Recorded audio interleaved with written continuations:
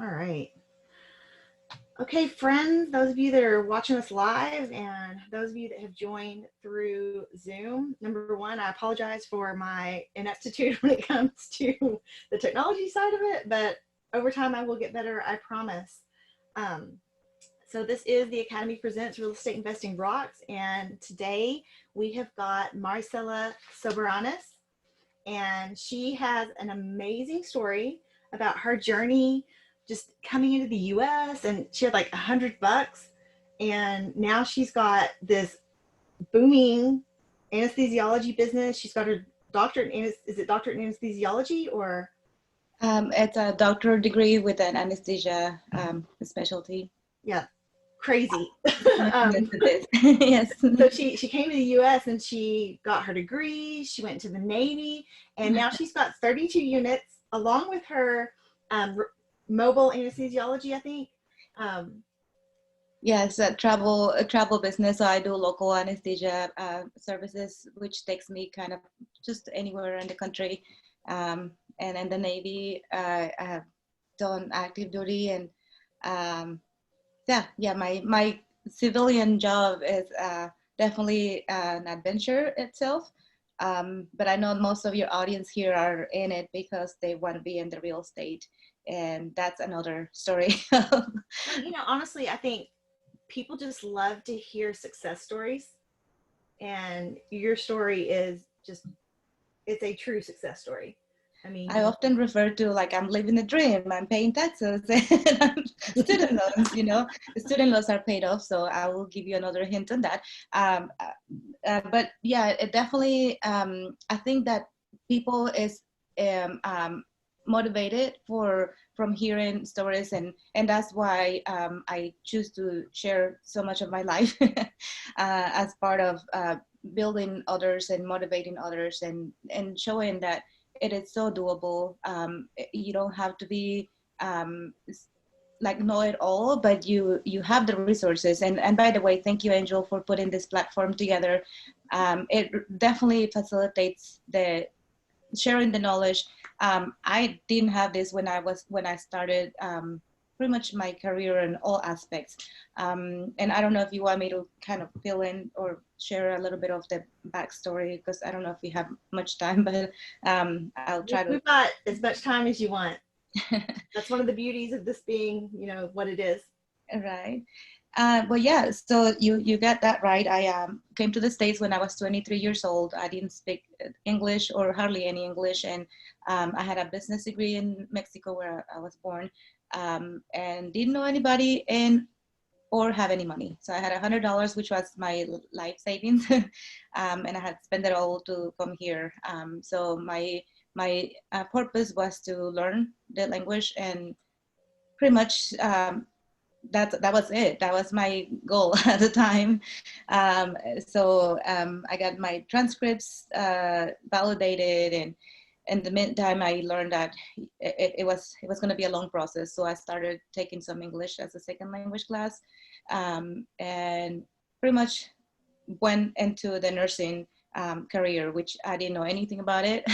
And nursing in the States is so much different, and much more diversified, and the way that is in Mexico.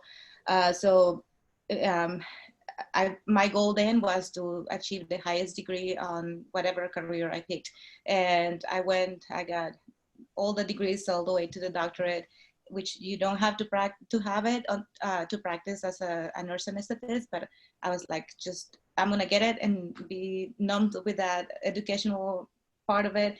But in the meantime, well, after that, I actually joined the Navy, and when I was deployed, I had a lot of time to kind of learn about the business. My first property that I purchased was when I graduated from nursing school. It was a duplex. I didn't know any better as far as the business of real estate, and I make a lot of mistakes, and I brag about them because I think people that can learn from it, and I can save you a lot of money and a lot of headaches if you let and not just me, but someone that has the experience, that have made mistakes, that can teach the new investors and the new people that want to come into real estate. Honestly, So that is so important too, because when someone's a newbie and they make a mistake, they're embarrassed to tell people because they think they're the only person out there that's ever made that stupid mistake, right? yeah, another thing is that you just don't know what you don't know, and you don't know what questions to ask. And it's not until it happened to you that you learn that it was very costly, and yeah, it's bruising to your ego. The other thing, landlording or investing can be so isolating because you don't want to show off. You don't want to tell others like I'm buying this investment property. Like, you know, it can be so isolating because you don't, a lot of people don't get it. Your family might be like, why are you getting all this debt? You know, like that's not a good thing, you know. And you have to find people that gets the craziness of it because they also can support you. And you're right, you know, you can beat yourself to death if you don't, if you relate to other people that don't get it. Now you find that community that is gonna bounce some ideas, and that's right now, and this, like with this technology and with all this resources that we have, podcasts free or whatever, you know, I think that people will have to appreciate, or people appreciate it more when they pay for it. So there's that business aspect of it. But either if you had it for free, or if you get it like have to pay for a mentorship, I will definitely have paid for somebody to just kind of hold my hand and said, now I didn't get it that way, but that's why like people like you, or like we offer this, you know, let me facilitate, let me help you through this, because it makes sense. And well, for me at this time, like I don't, I'm lucky to have that ability to go back to work if I wanted to, but I'm also lucky to have this second business that doesn't rely on, you know, what everything else in the economy that is going on right now. Well, Um, what do they say? They say the only way to truly become wealthy is to make money while you sleep. Amen And to that. I mean, that's real estate. Real That estate is gives you that ability, and it's amazing. absolutely. And the leverage that you can use to, you know, you put 20% or whatever percentage that you have to put in an investment, but the bank finances the rest. Like you can go to the market, or to, you know, any other investment to say, "Hey, I have a 20%, would you finance the rest?" You know, nobody's going to match that. And um, stock market or any other investment. And so when I said I did it wrong for years, you know, there's so many things that you can do to take advantage of the taxation laws, and, you know, the doing it and running as a business. I always say, run your business as a business. Um, if you structure correctly, like there's things that are going now, like the loans that are being, or grants that are being facilitated, but if you are not structured correctly, you just cannot take advantage of that. So there's much more than just buying a house and or buying an investment property. You have to be prepared and structured to handle the business as it is. It's a business. And you also, I mean, if you're willing to do hands-on, that's great. But some people, some investors are not. So you have to structure the business as if you're going to leave at any time, and the business still has to be producing. So SOPs, or you know, systems that are going to be in place that are going to allow you not just to, you know, run it while you're there, but also when you're not there, that you have that structure and that skeleton. And that takes years to form. Now if you partner with somebody that has already those those systems in place, you might be, you know, able to either borrow or learn from them. But for us, we self-manage by choice. um, Oh, I know, right? sorry. I can tell you stories on that one too. Well, I But watched my grandparents self-manage their properties my whole life, like oh up until I was really? like, yeah, until I was like 18 or 19, and I was like, there's no way. And there is see, that's the thing, is like there is that option, like you have to have that option. uh to say, well, I'm here in town, I'm in the States, and I'm gonna go and clean whatever they need to clean. Now you can say, I'm in Bahamas, I have a crew that I can send and take care of that. So having that flexibility, it's you have to have that. Like nobody has. I don't think any investor will say, "Oh, it was so enjoyable decluttering that toilet." There is not gonna be that. But if you have the team in place and you have the options, that's one other thing that I always say. It's like a 2-year-old. Like a 2-year-old wants to gain independence, wants to do their like they're feeding themselves. They probably waste 80% of the meal, but is the achievement that you did it on your own, and you have choices, and you're independent, and that's what it's all about. That's the joy. I mean, people put a value of money, of units, or how much income you have, but it's how much you can enjoy and how many choices you have. And that to me doesn't have a price. Just if I choose to go and do the painting myself, that's awesome. And if I can send somebody and do it, that's also enjoyable. So Well, it's like you said, it's having the options. having the options, yes. Yeah. But And we look at it too as, I mean, for us, it gives you that little bit of padding to have other options too. So you have financial options, you have time options. It gives you options, and that's huge. That's a really big thing. yeah, so that, like, for the real estate business, that there are several aspects of enjoying that part, the whole business. One, of course, is the passive income, or active, or whatever you want to call it, but it's an income. Two is seeing the families move in and enjoy the place that you provide. This is like is one of the most essential needs: a housing, a safe place to live, a clean place to live, and just seeing the families move in, and just like this is my house. Like I get like that. Just there's hardly any other feeling that compares to that. When That's they one of just the things I like about y'all's name, because uplift. it really embodies that, those feelings that you're trying to describe right now. Is and Can and that's you sorry. mind telling people about the name and why y'all have it the way it is? Yeah. So the name of the company is Uplex Living, LLC. So Uplex Living, to us, it reflects the giving the chance to live it up, living, and the chance to just grow.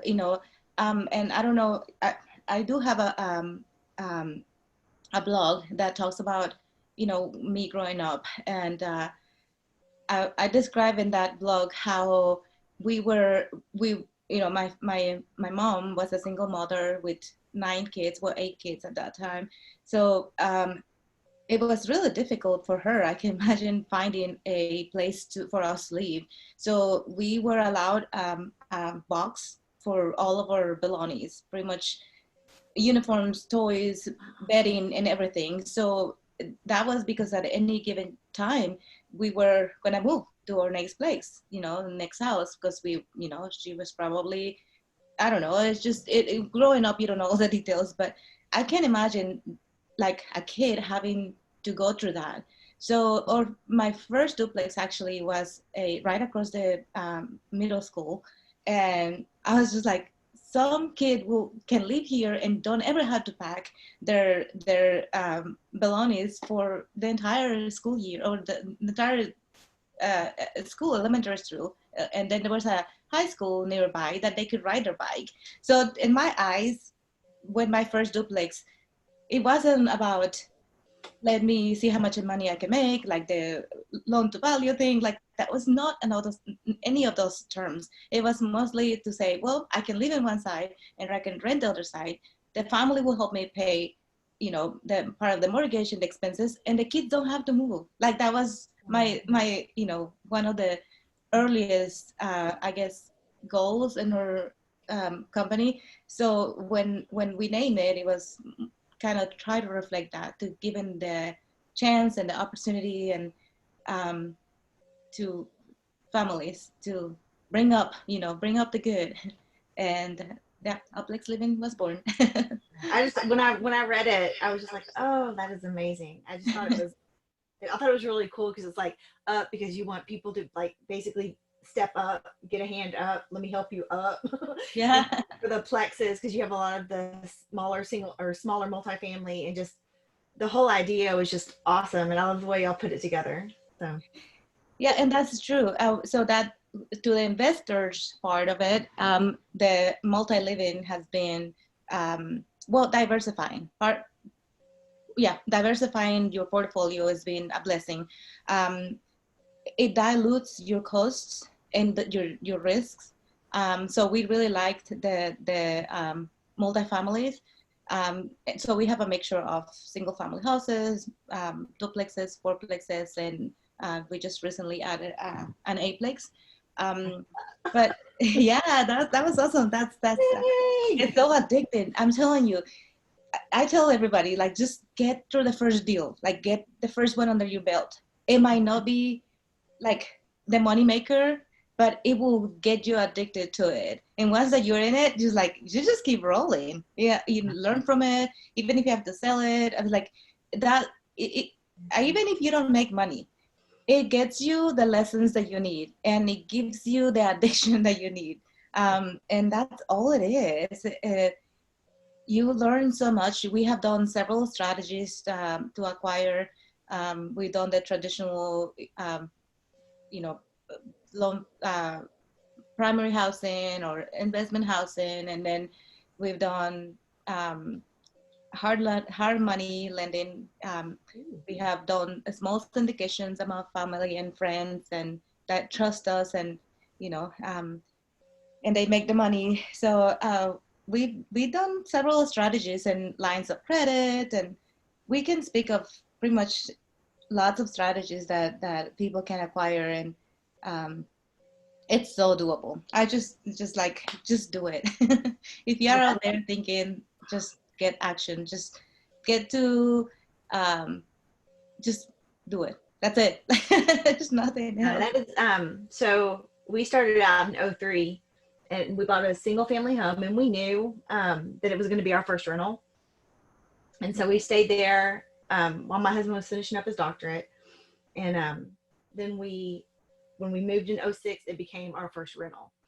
But from the very beginning, we used a property manager. Nice. Because I was just like, there's no way 10% of the rent for to not have to have those 2 a.m. toilet calls, 100% worth it. And that's But what it is, it's your choice.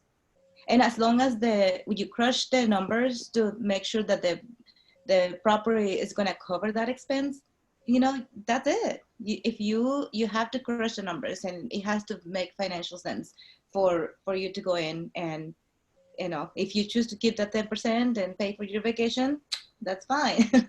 Times 32.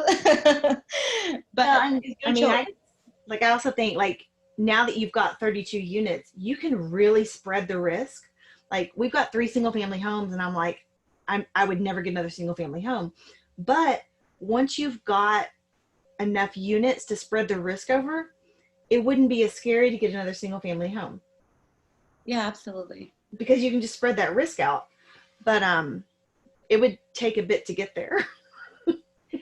But it's doable. And Oh, I think that people, when there's a risk for when you're starting, that you're not going to start with 100 units, so the risk is going to be there. You just have to get past that, and you just have to make sure that the deal makes sense. But I think some of the people that are against even landlording, or they probably, like you said, they forced themselves to do it, they did it wrong, people took advantage of them. There are so many stories that can be scary for new investors. But I think that if you focus on that, most people that are telling you those stories are the people that stop at one. And like one is, especially if it's a single home, you either 100% occupied or 100% not occupied. So that is very scary. Like if you ask me to put my money in and a company that is going to be all performing or not performing, I'll say no. Now you have to get past that.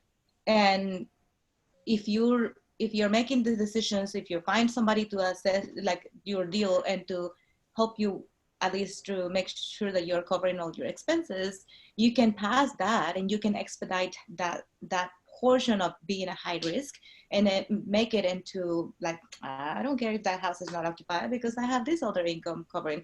Now, on tax Schedule E form, you have to report each property per. But hey, what if you take some losses and they're legally gained losses to say, well, that's a non-taxable, or it can be worked again or towards your taxable income. Like there are so many strategies that if you're structured yourself in a way that you can take advantage of that, it should not be scary. Now, if you're doing it by yourself and you're out there and just trying to take chances, probably it's very scary. I know because I did it. I didn't have the support that now we have. I didn't have the resources that now I know they are there. So it is very scary if you just do it in, I will say, neglectful way. Because if you're responsible for housing these families, how is it that you're not having structure in a way that is gonna, allow you to continue to do that? So Well, but the scary part of it too, like, so I have a very good friend that they're Air Force, and so they were deployed somewhere, so they moved, but they kept their house here, and they were like, we're gonna rent it, and they had a horrible experience. They had to like redo so much stuff when they got back, when they moved back. When they moved back, though, it was there for them, but they had to fix so many things. And my thoughts are everybody should be investing in real estate. Everybody should have rental properties. Everybody should have that additional income stream coming in. And after what happened with them, I could never get her to even consider it again. And I'm like, y'all are a big family. You could really use this income. Please just take another risk. Let me help you. And they well, the got other burned thing, and they won't do it. so the other thing is, like again, run it as a business. You have to train your renters, and I don't know what went wrong, but I know I have done something that resulted in something similar. So you have to stay on top of the things as inspections, or you are gonna let other people. You're gonna, I don't know. I'm in the military, so the military is like you lead, you check, check, do your check systems. That you have to have systems in place to prevent from all that. Yes, there are some scary stories, but again, could I dissect a little bit more and say, well, were they doing their checks that they supposed to be? Were they like, you have to train your tenants or residents, and not.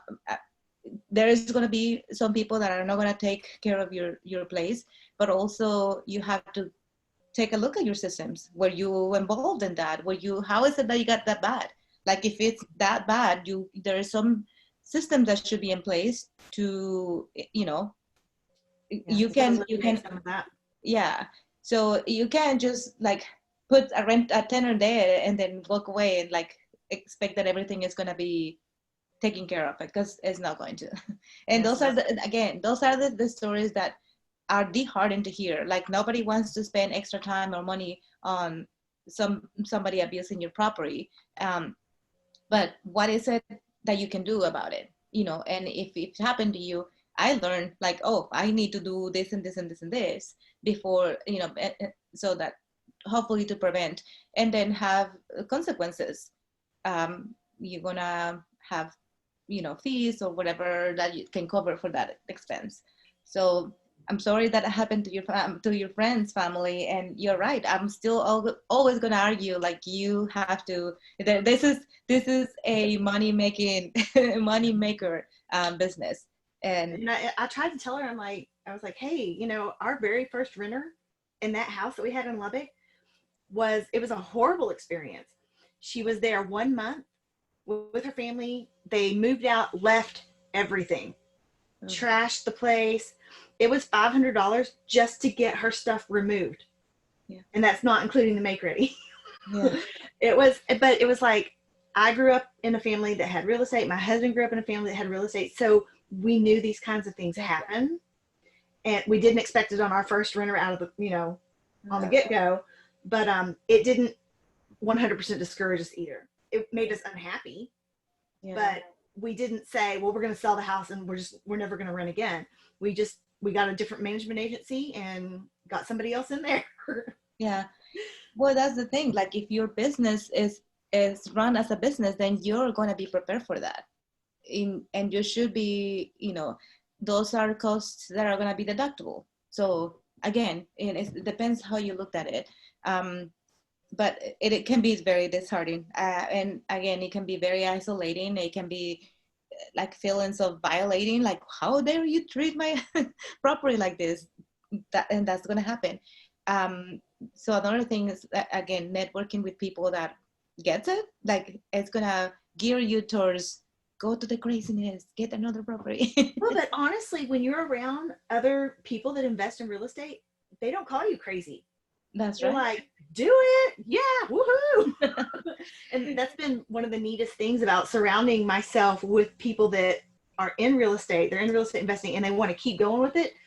They have a completely different mindset. Absolutely. And well, I'm lucky to have my husband as a partner. So we manage a portfolio, we bounce ideas back and forth, but not everybody has that. But it's important. Like I can just tell you enough, like how important it is to find that community where you can just, vent yourself or get ideas or get a second eyes of let me run this deal by you. And that the reality is that once that a person reaches the like I'm content, I'm good with my life, I want to help others, I want to reach out and help others. And that's again, that's priceless when you can provide that, when you can mentor somebody to achieve and to get their portfolio running. Is that is just like there's no price or other joy other than doing medical missions for me. That brings me that same kind of feeling, that seeing other people succeed and do well and build up their own portfolio. And I think that like what you presented, it really is what some people's gonna just need. Like they just need like, okay, I'm here, this is the community that you can relate to, this is what we have for you. And again, that wasn't there when I started, but I'm telling you, like if you join or you find a group of people where you can relate to and you can bounce ideas, it will save you years on like, the investment learning process, and a lot of money. A lot of money. So no, I think that overall the real estate business, it's not just a way to provide a source of income, but also a way to just challenge yourself, because it's not easy. It's definitely not easy to put yourself out there, and sometimes you feel like an imposter, like is this really going on? Like It's yeah, the part you say about it being isolating, I mean, you have, I don't want to say that like you start to outgrow your friends, but your circle changes. And it's like your friends don't understand. yeah, And so they have a hard time being happy for you because they don't get it. yeah, And so it's kind of like you get to a point where what you do is beyond that friendship. And I mean, I remember when I first came to that realization, and it hurt my heart, because I mean, I had people that had been in my life for 15, 20 years, and I had to realize that those people, when I would go to I would go with them with my ideas, and they'd be like, you can't do that, you're never going to be able to do that. That's a crazy idea. You need to just stay where you are. You just need to be happy where you're at. And I still wanted to keep going. And then when I got in with this group of real estate investors, and like the majority of my friends started becoming investors, it was like I could go to someone with what would have previously been considered a crazy idea. And instead of them saying, oh, you can't do that, they're like, oh my God, how can I help you? How can nice. I help you do this? This is an amazing idea. How can I help you do this? Yeah. And it's 100% different. Yeah, that is so true. The When you build a community where you can actually learn from instead of having to convince them to to do business with you. It's empowering. It really is. And that's one of the things that, we met with the networking that Jay offered, which is a mastermind and type of, when you find a community that uplifts you instead of like suppressing your enthusiasm, it's empowering. It really is. And it gives you like the wings pretty much, because you already are out there, you're contemplating flying, but you're like like looking around, can you push me? And your friends are like, no, you're crazy, I'm not gonna push you. But when you find a community where say, like, yeah, let's do this, how can I contribute, how can I be of value to that idea? And the other thing is, you're the person, like the average of the 5 people that surrounds you the most more often. And I want to be around smarter people than me. I still love my friends, everybody, and my family, but I want to be surrounded with people that has bigger minds than me, bigger dreams than me, like, and that's what's going to empower you. And it doesn't have to be at what level you are.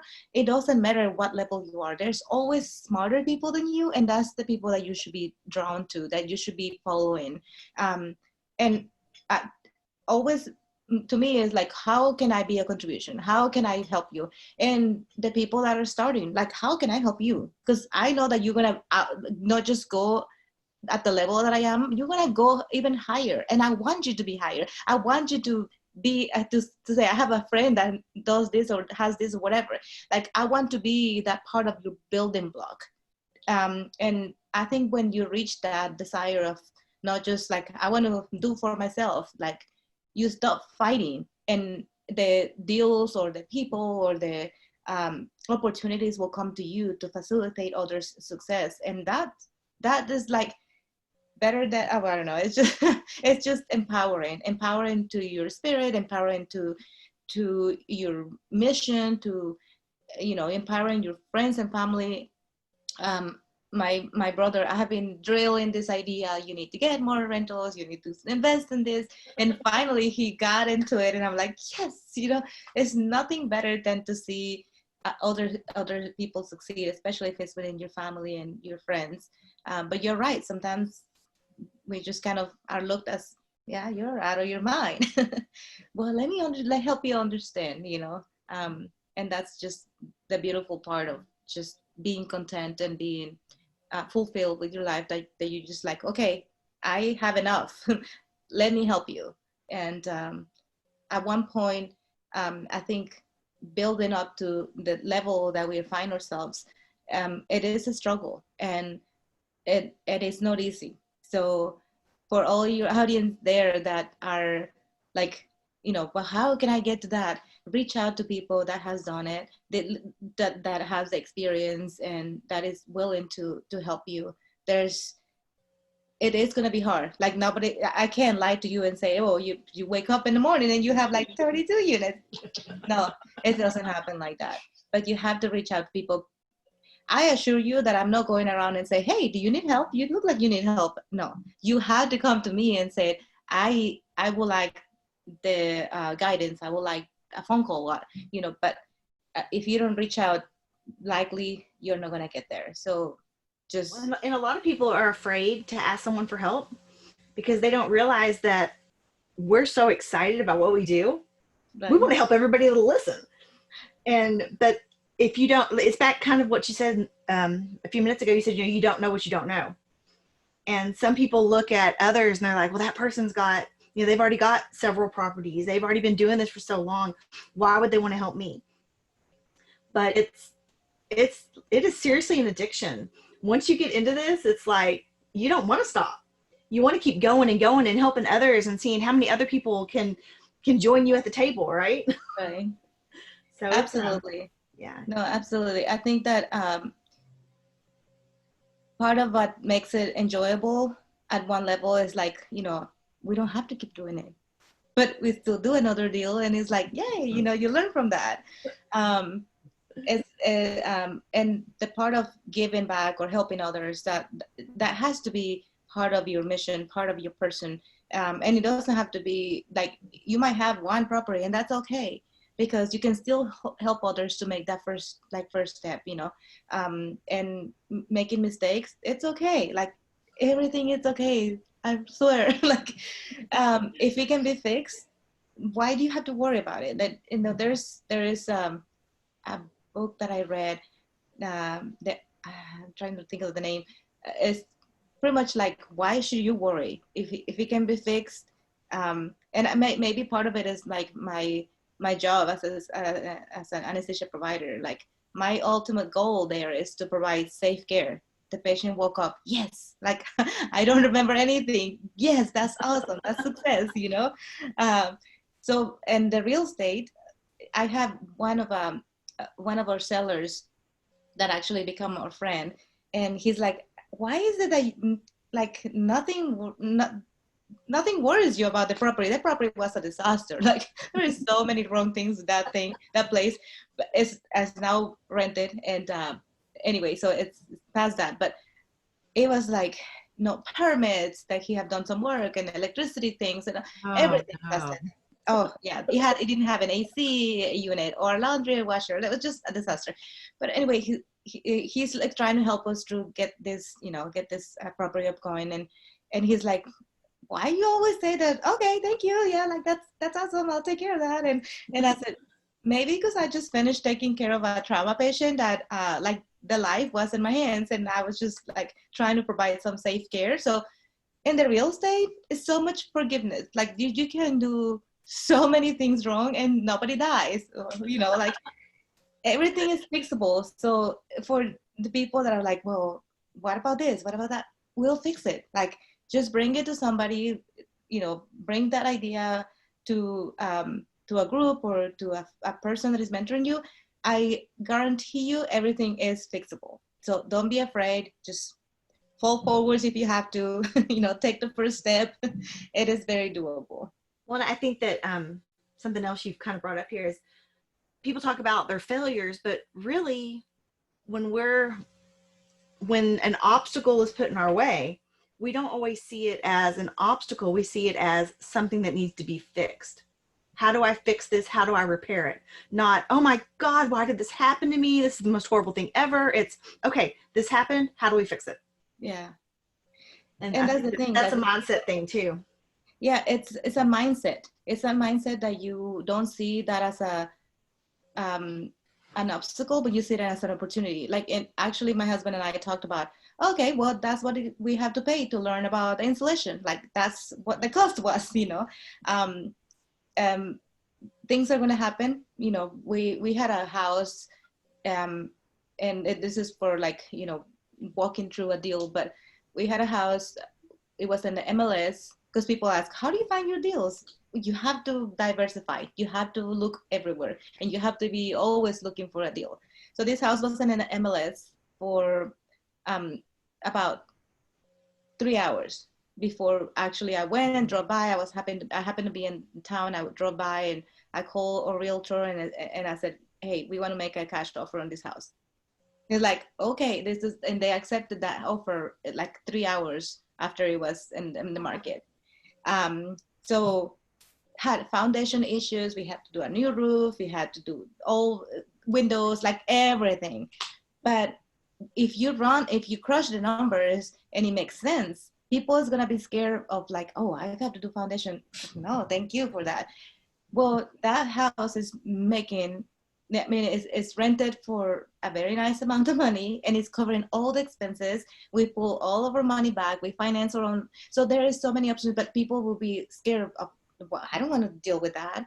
Well, we didn't know anything about it. We didn't know anything about foundations, that we have to have a couple people. In fact, we have one company that quote us, and I said, well, let's just get at least three. So we got the second one. It was almost half a price. And it was like all the permits and everything they handle. So one, don't be afraid of what you don't know. Learn it. Get the experts, because you're not gonna ever know everything. Get at least 3 quotes, and make sure that all the work is permitted and everything. But when we take on a challenge like that, I said, well, we might lose money, but hey, this is our learning about this and this and this and that.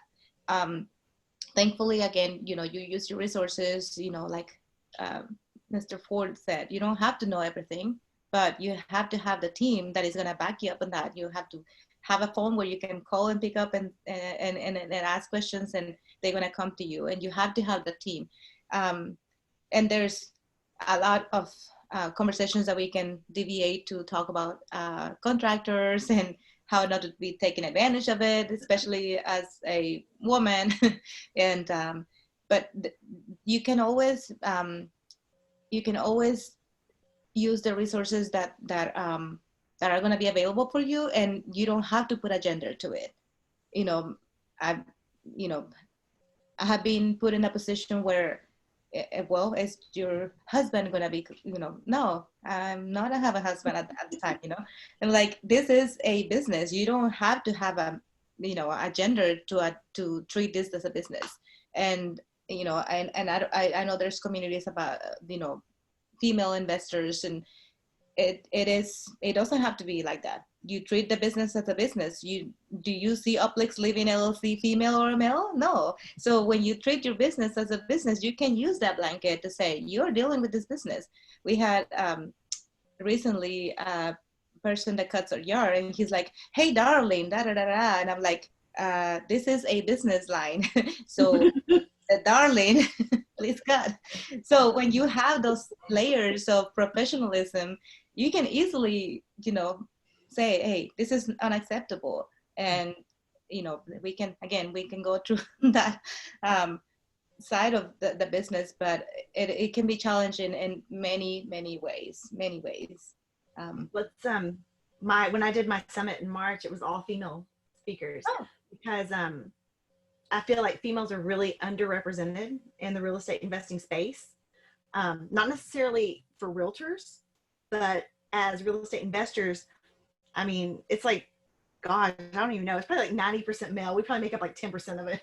There's mm-hmm. just so dang few of us. And so that's another thing that I really, it's on my heart to try and not necessarily correct, but just to get more people out there so that other women can see, oh, I can do investing and I can do it on my own and I can be good at it. Because there are plenty of women out there that are absolutely killing it in real estate investing. But most of what we see is men when we go to events and stuff. So Absolutely. it's somebody told me, what'd she call it? She called it the mommy tax, the mom tax, because we have the kids, we have to feed the kids, we have to take care of the kids, and so there's like this tax associated with that, and so sometimes we just can't get out as much. Yeah. No, absolutely. I think that one of the things that I find, well, I didn't find it challenging. I just happened to be like, hey, it's a topic, but I don't feel, being a minority, not able to speak English, like I could have so many tags and or add it to myself. I'm like, nope. You just, you know, you have to have systems in place that, I guess the military again and me is like, okay, you don't differentiate. This is a standard procedure, and this is how you operate. That's it. Like, there's no questions asked. So our business aimed and geared towards that, being equal, being um, um, I guess layer iron in those wrinkles that maybe are not mentioned, or, you know, but in our tenants, we rent to voucher aids. It don't matter. Like, we have a beautiful house, and even the inspector said, oh my gosh, I will live here. Well, a family with Section 8 voucher is going to be living here, you know. So we don't make differentiations. I could live on any of our units. I can establish residence in any of our units. That's how we take care of our properties and feel about the residents. Like, if you're living there, assure you, I could be living there, and make it beautiful, make it clean, make it safe, and that's our goal. Like, we don't. Part of it is like the housing, you know, that's the housing rules, right? But not, you know, you just have to live to up to your standards, and that's the way we make it in our business. That Well, you talked about your husband a little bit too. I was reading that in what you sent me that he was in the military as well. Yeah, he's active duty Navy. He's been in for 26 years. He should Oh, be retiring in a couple months. Yeah. So we're really excited because he is, so he was finishing up his MBA when he was trying to get into the business, and his project was to analyze our business. So I felt like, oh my gosh, here he comes, this like the in the hospital we have the joint commission that comes and checks all your sheets and balances, and I'm like, oh my god, you're dissecting our business, but he pretty much took our business, well, at that time was my business model, and dissected on what could be doing better, or what, all the systems that we are using, and then pretty much he took over. Like, he's been in join, and he make a couple changes, and it's been such an asset to like have that company in a way that it's not like he agrees to everything, but it's more like he builds into it. And it definitely, I don't see how couples that are not on the same page do it, because it must be a struggle. Like, I couldn't just stop talking about the business. We have to kind of like, okay, time for ourselves, stop talking about the business. And it is hard because it's a passion. It really becomes a passion, and we've got 4 kids, and we're trying to get our 12-year-old to kind of start getting into it and understand what's going on. And she's not into it at all, but she has her own business. oh, Um, very nice. she started, well, one of them she started in 3rd grade, and she's in 6th grade now. So she started another one this past year. But she understands that she wants to work for herself, and she wants to make money for herself. She doesn't want to work for somebody else, but she hasn't caught the real estate investing bug yet.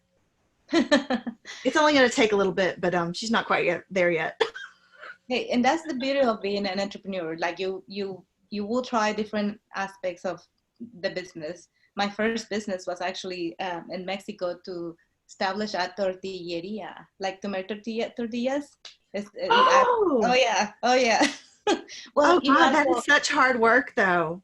Oh, well, I wasn't running it. I was going to work because I was do a W-2, so I figured I bought the okay. machine and everything. But then, I came here, and you can't run a business from distance. I learned that you have to be involved, at least for the formation of it. So it didn't it didn't take on, but Well, when you say tortillas, I think about my great grandma, and in her kitchen, and she'd have all those little balls of dough on her table, and then she'd like flick, flick, and throw it on the gas stove and toss them to us, and we'd be putting butter on them and trying not to yeah, burn ourselves. And nice. No, no, no. This was she'd be there all day long doing it.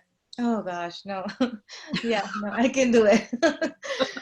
So this was actually a machine that will make the tortillas. You have to do some process, but anyway, it didn't take on. But that's part of it. Like, you learn your lesson, and maybe later on. But right now, I'm like, call me when your toilet is clogged. I don't have to be here 8 hours making tortillas. Yeah. You improvise as you move on. That's all it is. So she might come around. Well, she'll have to, because eventually we won't be here, and she'll be inheriting stuff. So.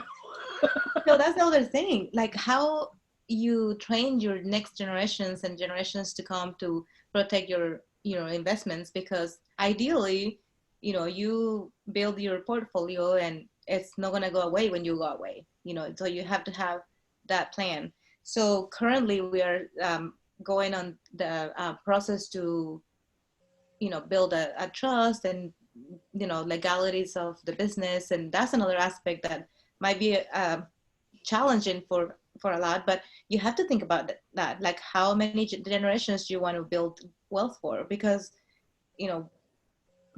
like, how much money do you need to retire? How much money do you need to enjoy for the rest of your? I'm sorry, but I'm 45, and I'm like counting. My grandma lived to be 104, so I might need a little more units. I don't know. Like, how do you prepare for that? Those are some conversations that you must address, and you have to have with your your kids, if you have kids, or your next generations, to say, well, you have to teach them the value of wealth, and the value of preserving that and continuing on.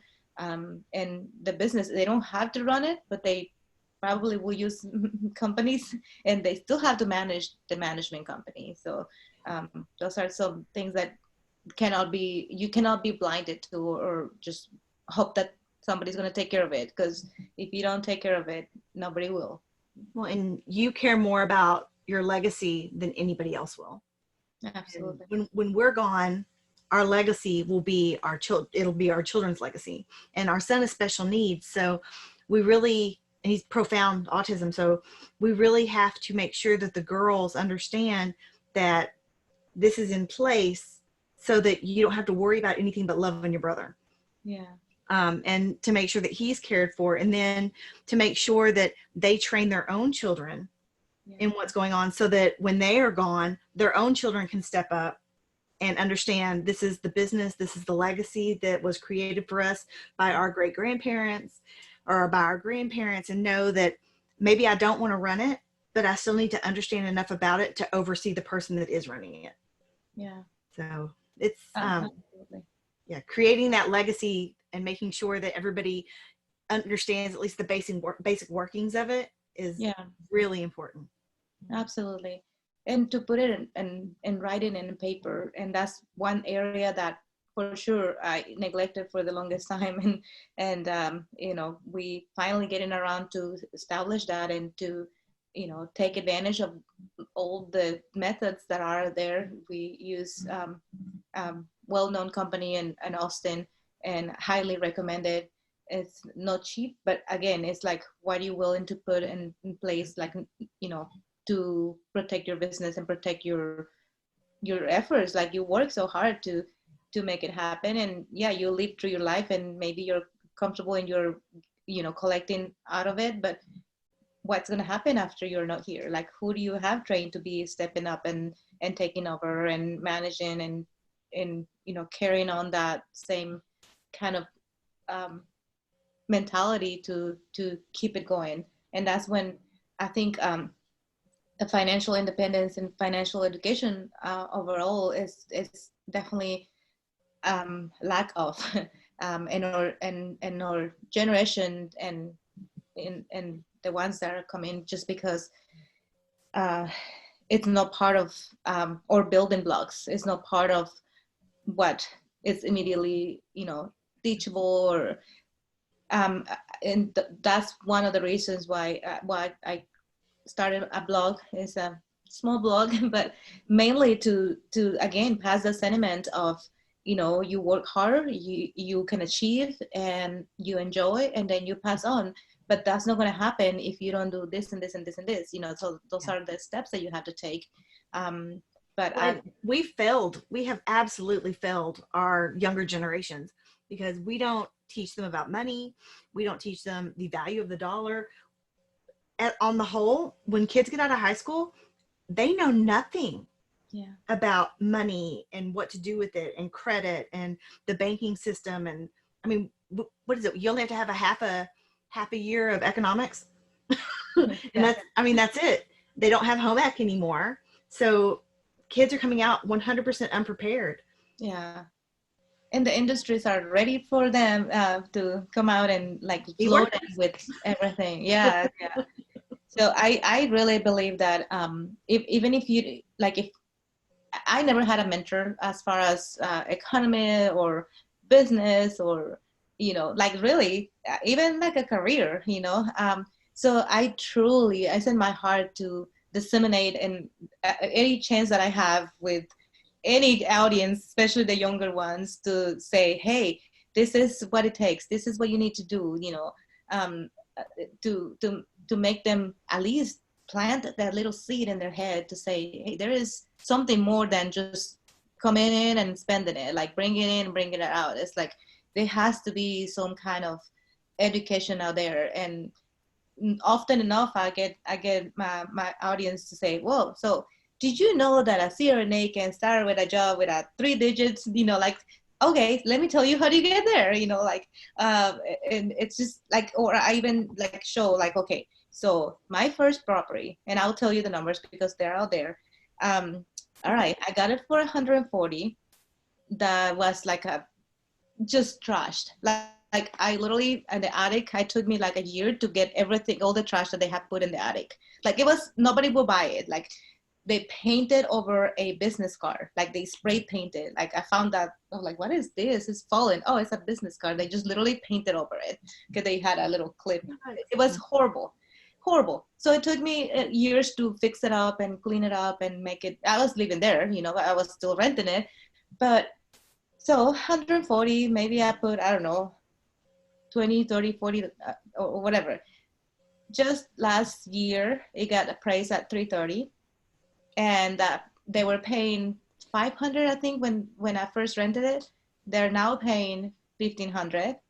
So if I can get your attention with that, let me show you how to do it. Let me show you how you get $3,000 a month for a place that now is paid for. Or now, let me show you some strategies. Or now you need to put some expenses to that because the IRS is going to see all those earning money. So let me distribute that. So use the leverage, there's so many techniques that you can use to make that happen. Did I know all those when I purchased that property? No, no, but let me help you.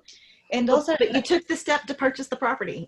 right? And that's all it takes. It really, that's all it takes. And then the rest of it, just find somebody to mentor you along the way or help you. Like that property, like my friend said, oh my God, are you going to be living there? Yes, I was living there. And then I went to grad school, and guess what? It was rented, both units, and it was being paid for. I didn't have to come out of pocket to pay the mortgage. And was I making some money? I don't even remember. But you know what? It was paid for. So those are the things that I try to share with when I get the little moments of attention from the young ones and from the ones that are like just remotely interested on becoming independent or what do you call it? Real estate or investments, or just finding a way of second source of incomes, or like, or being crazy like us to say, that might happen here. And a penny that you get is like a penny that you didn't have. So if it's a lot of pennies, that's even better. But yeah, that's the thing that I'm like passionate about. Like, I don't want to brag about what I achieved. I don't want you to feel sorry for my story. That's not what I'm seeking here. What I want to see is you success. I want you to achieve. I want you to not have to worry. I want you to, like, this is what I want for others. And it's not about what I can get from you, because that just is, there's never been about that. But yeah, there's definitely education for younger generations is financial education, I should say, because they're savvy at everything else. They really are. Like, how do you do this posting here? Like, teach me about that. But let me teach you about financial independence. And definitely being your own boss. That's there's so much to say about that. Even as a CRNA, as my primary job, there is the W-2 that you go and do your, and your employer pays for everything. They just give you a check, and that's awesome. That's a great profession. That's awesome. You're at the top of the nursing, whatever, whatever your goal was, you achieved it. But there is another section that you can do at 1099. I often mentor CRNAs, like, there is so many advantages of being an independent contractor and running the business as the business that could be, and taking advantages of everything that the 1099 has to offer for you. And the flexibility is one. Like, you just work whenever you want to work, because that's your flexibility. And then you spend the time that you want to spend doing, like in my case, real estate or Navy or medical missions. It's that flexibility that there's no money that can pay for that. Yeah, no, there's really not. I just want to say thank you for joining me today and for sharing your story. It is a beautiful story.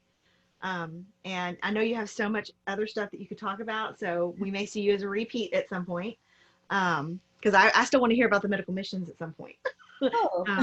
Because I totally get it. You get to a point where it's not about you anymore. It's about what can you do for others. And so I would love to have an episode on that at some point. So um, we've got a few people here. I didn't see any questions. If you've got any questions and you want to post them, we can take a couple of minutes of questions. Let me check on the live. I didn't see anything on there earlier either, though. Well, when you check that, I just want to really appreciate your work. It has to be a lot of work to put this together and to facilitate this sessions of conversations and to open that to your audience. I really hope that the message it's sent out to, we're here to help. We're here to mentor and to help achieve. And I really appreciate your work. I couldn't do it. So thank you for putting all this together. It's this is what's on my heart too. I want to help as many people as I can, and if this is the way I'm going to do it, then this is the way I'm going to do it. So, all right. So I am not seeing any questions. I just want to thank you again for being with me today. And oh, we do have a question. Hold on. I can check it too. Oh, okay. So Tamika says, do you feel it is a good time to invest, or should we wait for the impact of COVID? What COVID, Tamika? She's a CRNA. So I think, like I mentioned before, you always have to be looking for a deal. You have to be open and prepare. Success is where the preparedness and the opportunity meets. So if the opportunity is there and the numbers make sense and you find a good deal, we're always looking for a deal. So the healthcare system has been bruised with all this, and I don't believe that this is a real estate related issue. I think that people that are not preparing the real estate and they didn't have their finances in order are going to be struggling, and you could always be that person that helps them get through this, whether that gets you into a property or not. I believe that if you're prepared and ready to go and the numbers make sense, there shouldn't be a season to buy or not. But I'll kind of tag onto that too. It's there's always going to be deals. There's going to be good ones and bad ones. Right. But you have to be really vigilant about crunching the numbers and making sure it all adds up for you. And honestly, what is a good deal for one person may not be a good deal for another person, because one person may need more of the mortgage covered than somebody else. So if it's only cash flowing $100 a month, maybe that won't work for this person over here, but cash flowing $100 a month totally works for the person over here. So you just kind of have to, it depends on you and whether or not you can make the numbers work. Yeah, and also knowing your market, like if you know that you might not might not be cash flowing right now, but you know that market is going to be, it's a developing area, or you know something about the market, you're going to probably take it even if you're not making the cash flow right now, because you know that the area is going to be appreciating. So knowing your market, crushing the numbers, and really taking it into your own personal, what works for you. I don't think it's a bad time to buy or not. I just think that if the numbers make sense, you should be always looking for it, for a deal. Yeah, I agree. That's it really is just, what are you comfortable with? Do the numbers work for you? Do it or don't. I will say that I've had issues with falling in love with properties, and that is a very, very bad thing. That is because you're more likely to not want to walk away even if the numbers don't work. You'll work harder to make the numbers work if you fall in love with a place, and that is really bad. Yeah, you're absolutely right. Or wanting to make the fix as if this is the dream house. Like you have to be, when you're gonna remodel or you're gonna, it depends if you flip. Some people flips and they want to make it beautiful. It depends who your audience is, or who the person, or who are you selling it to. I'm not saying a tenant deserves less. What I'm saying is like, well, maybe you want to do a better investment on materials, because you know it's going to be a tenant and it has to be resistant to not having to do the turnover every year. So it depends what your mission or what your criteria of fixing. We fix as if we're gonna hopefully not fix in 5-10 years, you know. So we do durable things. But that's the other thing, like being too attached to a property to the point like I want to make it a cash so beautiful, it can be very costly. So there is another question. How do you ladies exactly run your numbers? Do you use an exact formula, and do you stick to it with all the deals? What's an example of how you run your numbers? So for us, so it depends. Like we said, not if we're gonna put it in a mortgage, we want to have 75, not more than 75% on loan to value, and then with the rentals, you want to have at least 10% of. Oh, I might be telling you the wrong numbers. Like my husband is the one that does the numbers, but you have to have the margin of covering your mortgage and having a percentage of income.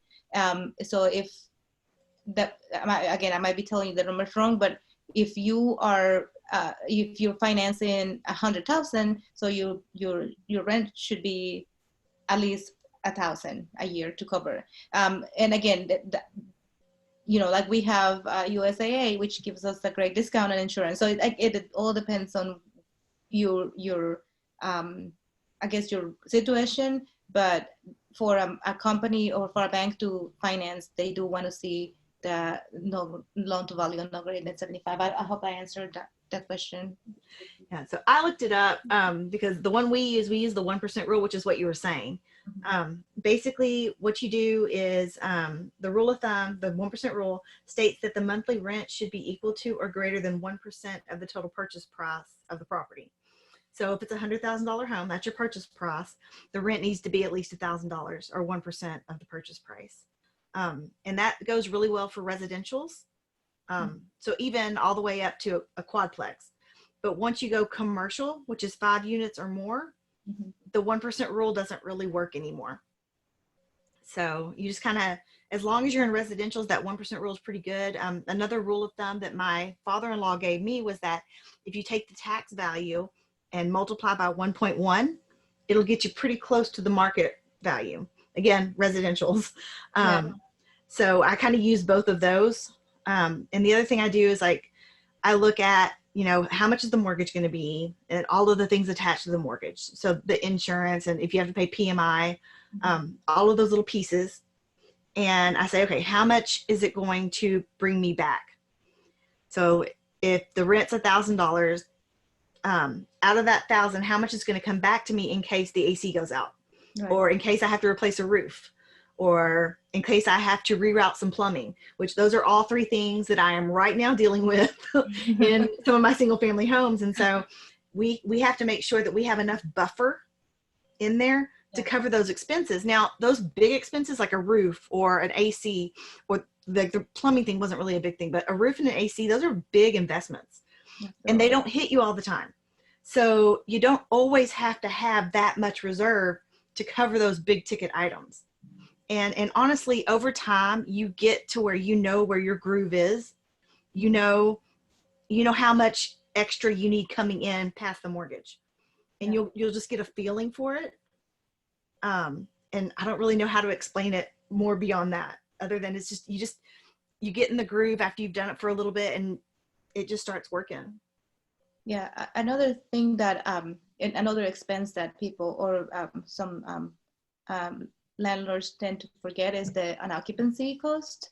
So you have to integrate that into you, even if it doesn't happen, you still have to plan for it, because you might be holding your unit for a month, 2, 3, 6 months, whatever, and you have to be prepared for that, and having to make the payments if you don't have a tenant in place. Again, that risk is diluted if you have multi-living or a combination of. But yeah, definitely the reserves, especially as we now know, like even 6 months might not be enough, you know. Diversification. So, and being creative. Like, so we had an Airbnb, actually we had 2 Airbnbs, and with all this cancellation and everything, the Airbnb business was crushed pretty much. So all of a sudden we're sitting in a duplex that is empty and furnished and has no, income. So we had network out with a company that does holding immigrants that are waiting for processing in and waiting for an asylum process. So they actually asked us if we could accommodate for this type of occupancy, and we switched all the bedding to bunk beds and provide them with 12 places, 12 beds for them to occupy. And it worked well because now we have corporate housing that is assured pay and an industry that was crashed. And you just have to be flexible and creative and always be networking. Just that you have to put your name out there. That for many years and my friends can tell you, I didn't talk about what I do in the real estate. It was more like I do this, and then I do the hospital work, I do the military work, and I do this. It was separate. Like there was no connection in between. And I started like just talking about what I do, and there's been a lot of connections made because of that, and some interest in syndications. And I'm like, oh, that's awesome. You just don't know what people are thinking or going through, and you just have to put yourself out there. But again, this is starting another conversation. But you have to pretty much put yourself out there and be networking. There's no price to the value of networking can bring for you and your business. Yeah. So did we answer your question? I know, right? I know. Did we answer your question sufficiently? I hope so. If not, they can reach to us. I know that, or to you, and then yeah, we'll get it all figured out. Again, just thank you so much. I think that this was a really awesome episode, and I think that people are going to get a lot out of it. So just thank you, and I hope you have a great day and have a great weekend. And I look forward to talking to you again. Thank you, Angel. All right, have a great day. Thanks everybody for attending. Bye, guys.